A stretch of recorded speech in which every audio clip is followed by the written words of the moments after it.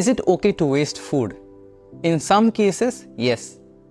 Just imagine a scenario when you have more food on your plate than you can eat.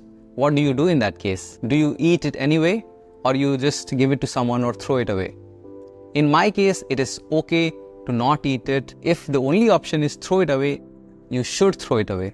Putting more food in your body will have more serious effects. The basic can be being overweight, and the serious can be having some metabolic disease. We see many parents put a lot of food on kids' plate and expect them to finish it and keep telling them that it is bad to waste food. Yes, it is bad to waste food. So if you want your child to develop healthy relationship with food, let them pick whatever quantity they want. Let them finish that and then add more.